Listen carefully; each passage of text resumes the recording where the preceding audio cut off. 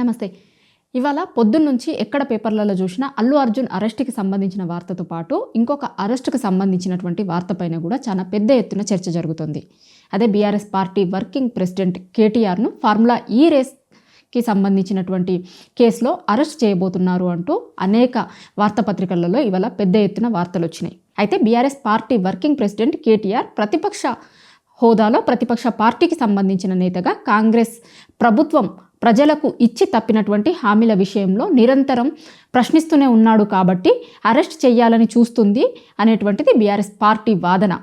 అయితే ముఖ్యంగా ఈ ఫార్ములా ఈ రేస్కి సంబంధించినటువంటిది ఈరోజు వచ్చింది కాదు. కాంగ్రెస్ పార్టీ అధికారంలోకి రాగానే ముందుగా మీడియాకు లీక్ ఇచ్చి రాయించినటువంటి వార్తలలో ఫస్ట్ ఉన్నటువంటి వార్తనే ఫార్ములా ఈ రేస్. కాంగ్రెస్ పార్టీ గత డిసెంబర్లో అధికారంలోకి రాగానే ముందు మీడియాకి లీక్ ఇచ్చినటువంటి వార్తే ఫార్ములా ఈ రేస్కి సంబంధించినటువంటి వార్త. ఆ కేసు విషయంలో కేటీఆర్ అరెస్ట్ అవుతారు అంటూ గతంలోనే అంటే ఎగ్జాక్ట్లీ సంవత్సరం కింద చాలా రోజుల పాటు ఒక చర్చ నడిచింది.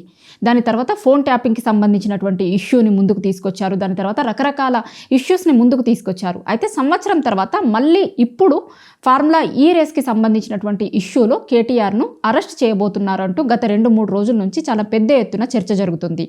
తెలంగాణ ప్రభుత్వం అత్యంత ప్రతిష్టాత్మకంగా ఆనాడు బీఆర్ఎస్ పార్టీ అధికారంలో ఉన్నప్పుడు ఫార్ములా ఈ రేసింగ్ని నిర్వహించింది. అయితే దీంట్లోనే అవకతవకలు జరిగాయని, దీంట్లో ఒక పెద్ద స్కామ్ దాగుంది అనేటువంటిది ఇప్పుడు కాంగ్రెస్ పార్టీ చేస్తున్నటువంటి మెయిన్ ఆరోపణ.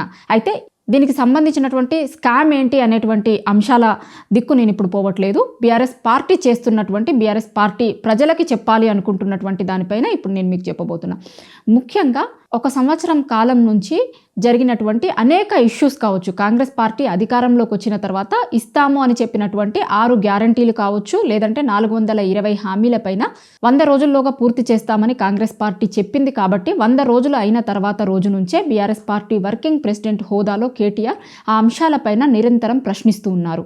దాంతోపాటు హైడ్రాకి సంబంధించినటువంటి ఇష్యూ కావచ్చు, మూసీకి సంబంధించినటువంటి ఇష్యూ కావచ్చు. ఈ హైడ్రా మూసీలో ముఖ్యంగా ఎవరైతే ఇల్లు కోల్పోతున్నారో వాళ్ళకి సంబంధించినటువంటి వాళ్ళ తరపున మేము ప్రభుత్వాన్ని ప్రశ్నిస్తున్నాము, మా పార్టీ తరపున మా పార్టీ వర్కింగ్ ప్రెసిడెంట్ ప్రభుత్వాన్ని ప్రశ్నిస్తున్నాడు అనేటువంటిది బీఆర్ఎస్ పార్టీకి సంబంధించిన నేతలు చెప్తున్నారు. దాంతోపాటు రామన్నపేటకి సంబంధించినటువంటి సిమెంట్ ఫ్యాక్టరీ ఇష్యూ కావచ్చు, లేదంటే లగచర్లకి సంబంధించినటువంటి ఇష్యూ కావచ్చు. లగచర్ల ఇష్యూలో అయితే రైతుల పక్షాన బీఆర్ఎస్ పార్టీ నిలబడి ఏకంగా ఢిల్లీ స్థాయి వరకు కూడా ఈ ఇష్యూని తీసుకుపోగలిగింది.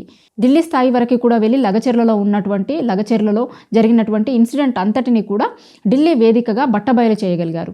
దాంతోపాటుగా ఇక్కడ ఇచ్చినటువంటి అనేక హామీలపైన ఆయన ఢిల్లీ వేదికగా ప్రెస్ మీట్లు కూడా పెట్టారు. దాంతోపాటు అనేక స్కామ్ల పైన బీఆర్ఎస్ పార్టీ నిరంతరం పోరాటం చేస్తూ ఉంది. కాంగ్రెస్ పార్టీ అధికారంలోకి వచ్చిన తర్వాత జరిగినటువంటి అనేక స్కామ్ల పైన ఎప్పటికప్పుడు కేటీఆర్ ప్రభుత్వాన్ని ప్రశ్నిస్తూ ఉన్నారు. దాంతోపాటు ఈ మధ్యలో మేజర్గా జరిగినటువంటి ఇన్సిడెంట్ అదానికి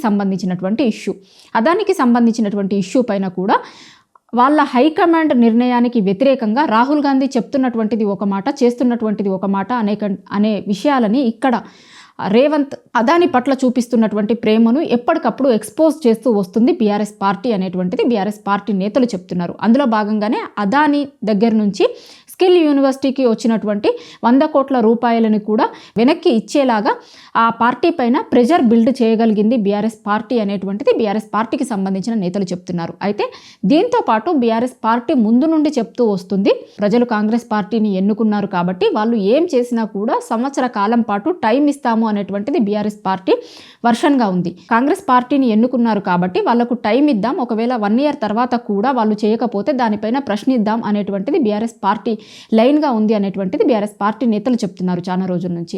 ఇప్పుడు 1 ఇయర్ పూర్తయింది కాబట్టి ఇక కాంగ్రెస్ పార్టీ ఇచ్చినటువంటి హామీల విషయంలో ఎట్టి పరిస్థితుల్లో మేము వెనక్కి పోయేది లేదు, ఖచ్చితంగా వాళ్ళు ఇచ్చినటువంటి హామీలను నెరవేర్చాలి అని ప్రశ్నిస్తాము అనేటువంటిది చెప్తున్నారు. అందులో భాగంగానే ఇప్పుడు 1 ఇయర్ పూర్తయింది కాబట్టి ఇక కాంగ్రెస్ పార్టీ చేసినటువంటి అనేక స్కామ్లకి సంబంధించినటువంటి ఇష్యూస్ పైన కావచ్చు, లేదంటే ప్రజా సమస్యల పైన కావచ్చు, వాళ్ళు ఇచ్చినటువంటి హామీలను కావచ్చు, అన్నింటినీ మీరు నెరవేర్చాల్సింది అని ప్రజాక్షేత్రంలో మరింత బలంగా బీఆర్ఎస్ పార్టీ తీసుకుపోయే అవకాశం ఉంటుంది. కాబట్టి ఇప్పుడే బీఆర్ఎస్ పార్టీ వర్కింగ్ ప్రెసిడెంట్ అయినటువంటి కేటీఆర్ను అరెస్ట్ చేసేందుకు కుట్రలు చేస్తున్నారు అనేటువంటిది బీఆర్ఎస్ చెప్తున్నటువంటి మాట.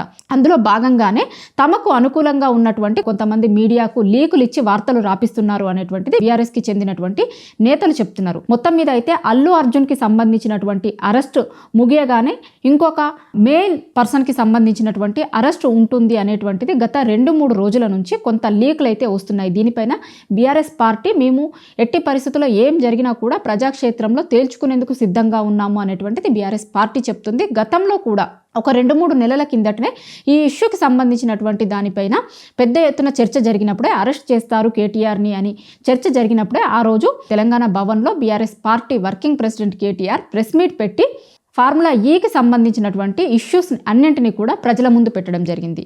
తను ఎందుకు ఆ రోజు మంత్రి హోదాలో ఆ డబ్బుల్ని ఇవ్వాల్సి వచ్చింది అనేటువంటి విషయాన్ని కూడా చాలా స్పష్టంగా ఆ రోజు ప్రెస్ మీట్లో పెట్టారు. దాంతోపాటు ఒకవేళ అరెస్ట్ చేస్తే కనుక చేసుకోండి, ఖచ్చితంగా అరెస్ట్ చేసిన తర్వాత బయటికి వచ్చిన తర్వాత తాను ఏ విధంగా ప్రజల దగ్గరికి ప్రజల ముందుకు వెళ్ళబోతున్నాను అనేటువంటి విషయాన్ని కూడా ఆ రోజు ప్రెస్ మీట్లో చెప్పడం జరిగింది. సో ఒకవేళ ప్రభుత్వం కక్షపూరితంగా అరెస్ట్ చేస్తే కనుక దానికి కూడా మేము సిద్ధంగా ఉన్నాము. ఎట్టి పరిస్థితుల్లో కాంగ్రెస్ పార్టీ చేసినటువంటి అన్యాయాలను ప్రజలకు ఇచ్చి మరిచినటువంటి హామీలను ప్రజల ముందుకు తీసుకుపోవడంలో ఎట్టి పరిస్థితుల్లో వెనక్కి పోయేది లేదు అనేటువంటిది బీఆర్ఎస్ పార్టీకి సంబంధించిన నేతలు చెప్తున్నారు.